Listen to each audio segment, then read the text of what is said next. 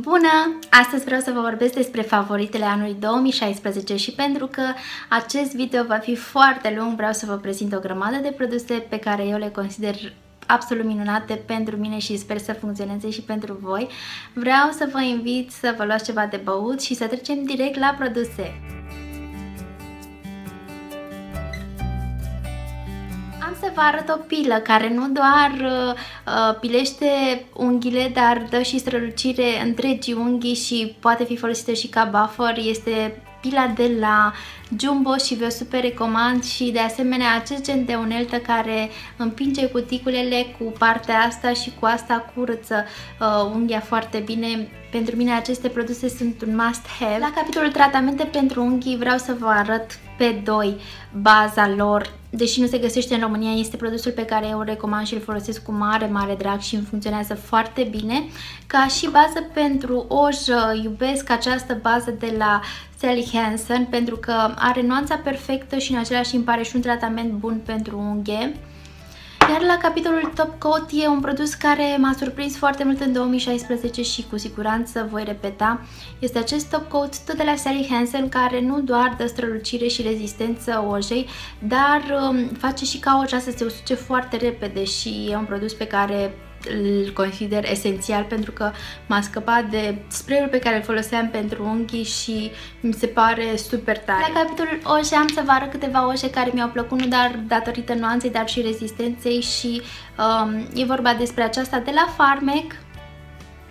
Apoi am Flormar, am Sally Hansen care e preferata mea dintre toate ojele posibile și bineînțeles Essie.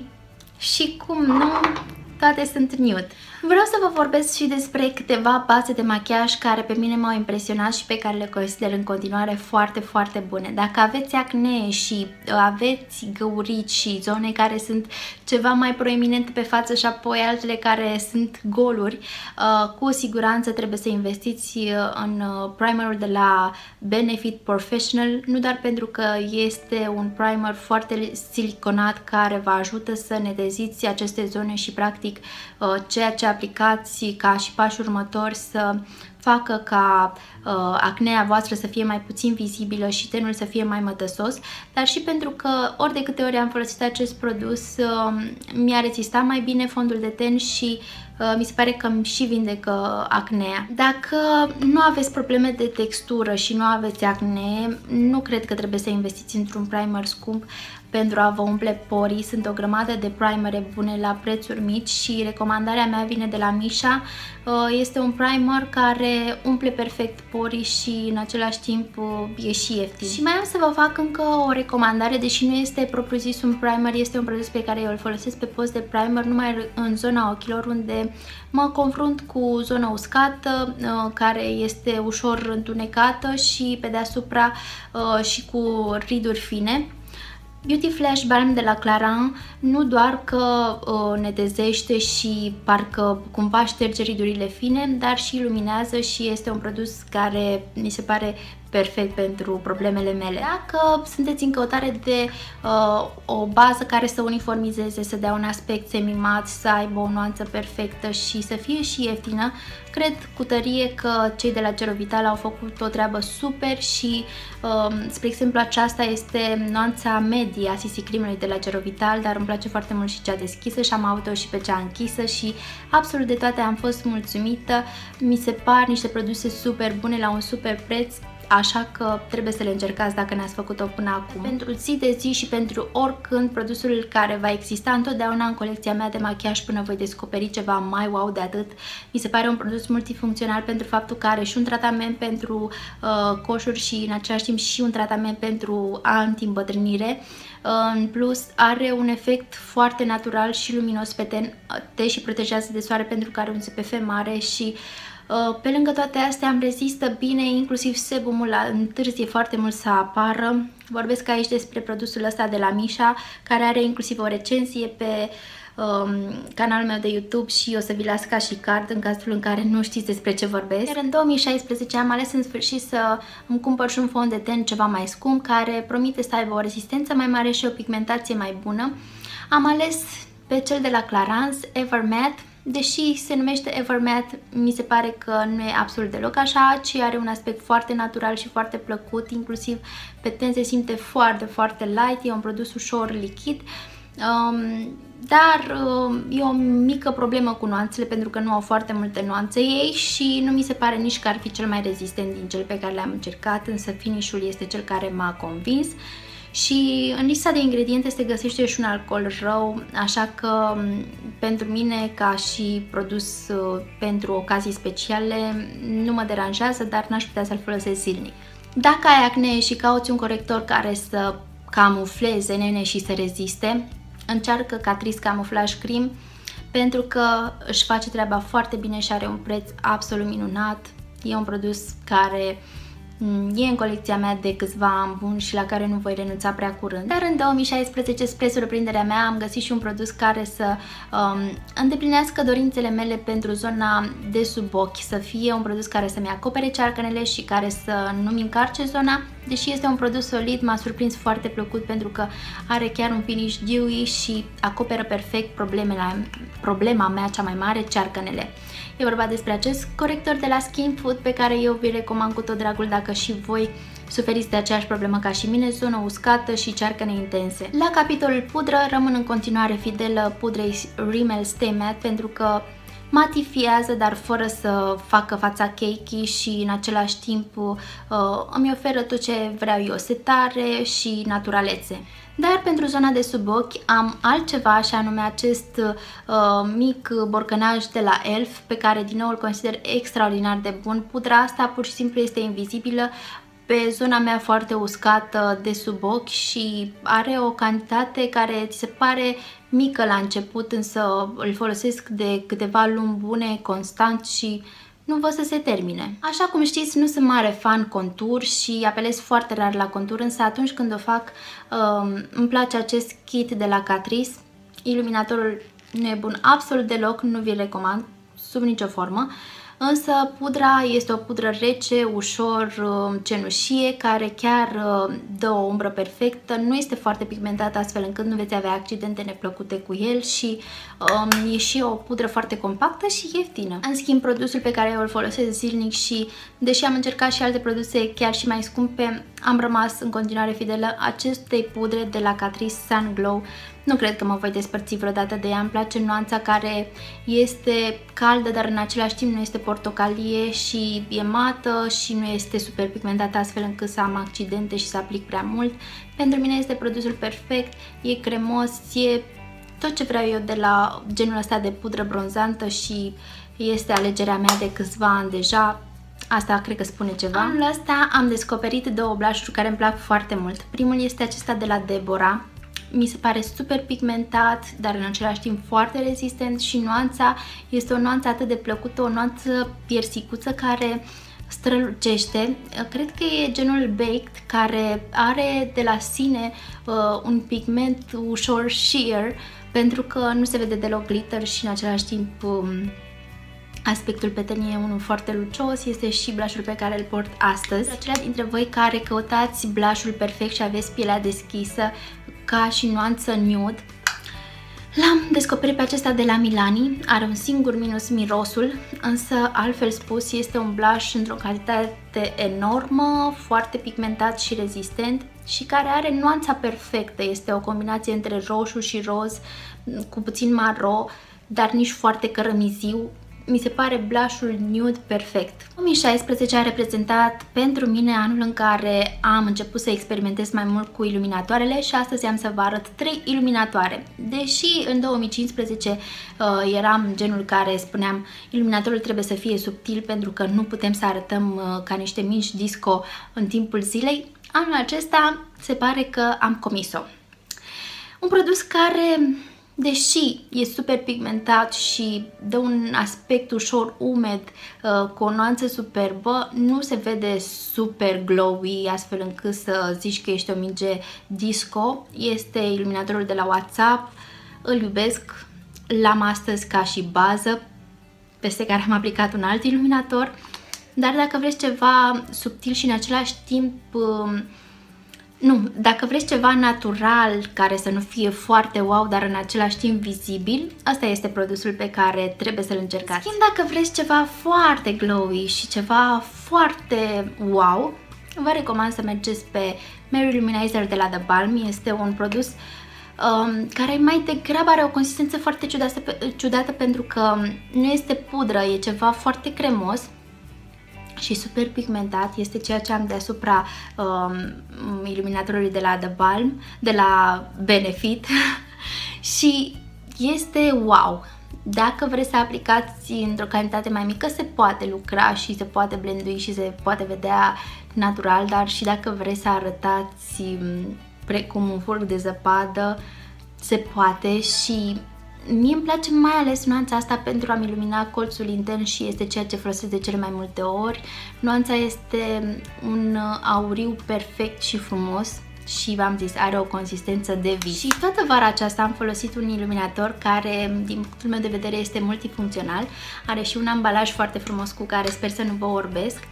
Este acesta de la Amway și îmi place foarte mult pentru faptul că are mai multe benzi care au diferite nuanțe. Deși l-am folosit intens toată vara, nu se vede absolut deloc că l-am folosit, parcă nu se mai termină, are o viață veșnică.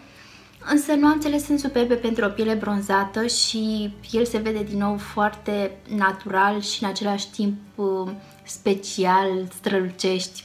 Pe pielea bronzată se vede super. În anul 2016, descoperirea cea mai mare pe care am făcut-o și cea mai tare pe care am făcut anul acesta a fost acest produs pentru sprâncene. Mi se pare că mi conturez sprâncenele în câteva secunde cu produsul ăsta și dacă aveți sprâncene fără goluri imense, fără probleme majore de umplere, produsul ăsta colorează și definește frumos sprâncenele și chiar le ține așa toată ziua, astfel că pentru mine e un produs wow. Numai cât am economisit timp și în același timp cât de îngrijite se văd sprâncenele mele în fiecare zi cu un produs ieftin și super. La capitolul eyeliner, în sfârșit am găsit un eyeliner care să-mi placă foarte mult și este acesta de la Physician Formula.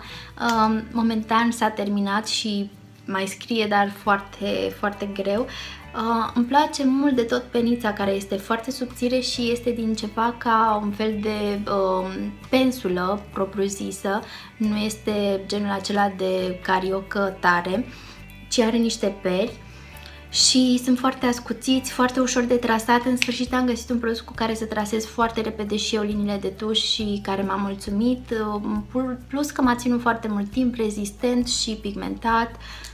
E un produs bun. Un eyeliner de tipul acesta retractabil, de data aceasta.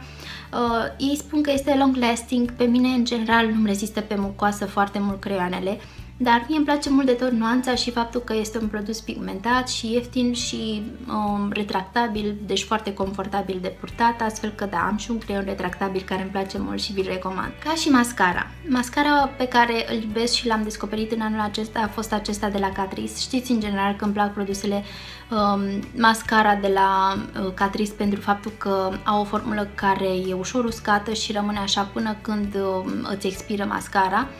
Dar și perii acestuia îmi place tare mult. Din păcate nu pot să-l deschid pentru că este nou și am alte mascara deschise la acest moment, dar produsul ăsta este minunat pentru faptul că îmi dă și definire și alungire și în același timp și puțin volum și e perfect pentru zi de zi pentru mine. Dacă vreți ceva vavavum, cu siguranță vă recomand acest mascara de la Avon, care are și fibre. E foarte greu de îndepărtat seara, dar vă face niște gene cu efect de gene false. Este ceea ce port astăzi și îți face genele cu mult volum, mult mai lungi și de un negru intens. E un produs care merită pentru faptul că e așa de ușor de folosit și în același timp efectul e atât de minunat. Ca și bază pentru ploape, deși m-am stat mult să mă gândesc și nu știam ce să fac, dacă să-l bag sau nu, într-un final m-am decis asupra acestei baze de la NYX și este o bază care îmi place pentru pigmentație și pentru faptul că fardurile îmi rezistă și nu mi s-a strâns decât o singură dată. Nu știu ce s-a întâmplat de atunci, dar de atunci n-am mai avut niciun incident neplăcut, așa că este baza pe care o folosesc cu drag și îmi place cel mai mult, sau îl văd ca și plus faptul că, deși nu are o acoperire foarte mare pentru zona ochilor, deci nu poate fi folosit în cazul în care nu vreți să purtați farduri. Îmi place că atunci când port farduri nu trebuie să lucrez super repede cu el. E un produs ușor uleios și am timp să-l întind și să mai fac și altceva în timpul ăsta, pentru că mai apoi trebuie setat cu pudră, dar fardurile sunt foarte pigmentate atunci când folosesc baza asta de machiaj și îmi rezistă. Ar fi să aleg o singură paletă de care aș avea nevoie și cu care aș putea trăi liniștită tot restul vieții, aceasta ar fi cea de la Too Faced Natural Matte. Nu doar mărimea, care este foarte potrivită pentru orice, dar și culorile, care are practic o combinație între culori reci și calde. Puteți observa ce culori îmi plac mie și pe care le-am folosit intens. Fardurile sunt pigmentate și ușor profoase, dar în același timp cu o cremozitate perfectă pentru mine. Pur și simplu, dacă am paleta asta, pot trăi liniștită. Însă, ca orice pasionată de make-up, mai am aici niște farduri pe care vreau să vi le recomand și e vorba despre fardurile mele de la Melchior. Cred că și anul trecut le-am inclus și sunt fardurile pe care eu le iubesc pentru pigmentația lor și pentru calitatea lor. În plus, pasila este foarte mare și prețul este unul convenabil. Aici am nu doar Melchior, mai am și alte farduri, însă cele de la Melchior îmi plac foarte, foarte mult și vi le recomand și vouă și bineînțeles că am și câteva nuanțe pe care vreau să vi le recomand cu tot dragul și ar fi vorba de Diafan, care este o nuanță superbă și este și ceea ce eu port astăzi pe ploape ca și nuanță si de fată, dar și Natural Skin, care este o nuanță perfectă de tranziție, sau Ethereal, care este genul de umbră perfectă. Din nou, dacă vreți să vă creați un pliu și nu aveți pliu, cred că asta este nuanța perfectă pentru a vă crea un pliu. Și cu siguranță mai merită mențiunea și Red Leaf, care este mai nou obsesia mea, e o obsesie recentă, dar și Light Beige, care este o culoare, un crem deschis foarte sidefat, dar fără glitter, e un sidef perfect. Capitolul buze. Creionul meu preferat a rămas în continuare acesta de la P2. Știu că nu se găsește în România, însă este creionul care îmi place mie pentru pigmentație, cremozitate și rezistență. Pentru zi de zi rămân în continuare fană rujurilor Ultra Color Indulgence de la Avon și în general rujurile Avon mi se par cele mai bune rujuri, având în vedere raportul calitate-preț și inclusiv cantitate, așa că da, mergeți spre Avon atunci când vreți rujuri de calitate și rezistente și frumoase cu multe nuanțe. Dar am iubit foarte mult și acest ruj de la Essence, mai exact acesta în nuanța 05. Sunt niște rujuri foarte bune, foarte rezistente, pigmentate, la un preț minunat. Iubesc rujul ăsta, când nu știu cu ce să mă dau sau ce să port, apelez la acesta. De asemenea, rujul pe care l-am purtat cel mai mult în anul 2016 și asta pentru că are o nuanță nude și o formulă care, deși îi spun că este ultra lasting, nu e deloc așa, dar este un ruj care e o combinație între gloss și ruj și are un efect mat, dar în același timp nu genul acela de mat perfect. Este acesta de la Essence, este ceea ce port astăzi pe buze. Și da, cel mai mult am purtat produsul ăsta pe buze și cred că o să-l vedeți la mine și în 2017, sau cel puțin nu știu dacă neapărat o să-l vedeți în videouri, dar în viața reală mă vedeți foarte des cu produsul ăsta pe buze și parcă, din nou, nu se termină. Dacă totuși vreau un ruj perfect mat și care să-mi reziste fără probleme, să pot să mănânc, să beau, să vorbesc și să nu stau cu teama că trebuie să-mi retușez culoarea buzei, e vorba despre acesta de la NYX Lingerie.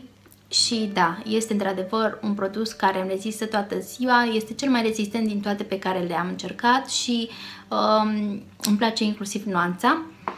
Dar anul ăsta a fost un an surprinzător pentru mine, pentru faptul că am descoperit niște glossuri care m-au făcut să port mai des gloss. Așa cum știți, nu sunt mare fan glossuri și cu toate astea am folosit destul de mult glossuri, mai ales în vară, dar și în ultimele luni, pentru că am primit o nouă colecție de glossuri de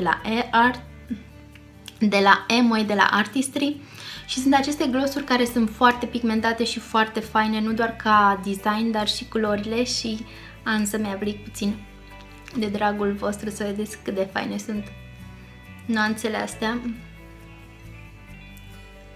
Și au și oglindă și au și lumină în ele, așa că da, sunt niște produse care m-au impresionat și pe care le iubesc, pe care l-am descoperit recent, dar care merită mențiunea și pe care trebuie să-l aveți de îndată ce îl vor aduce în România și puteți observa cât de mult îl iubesc eu.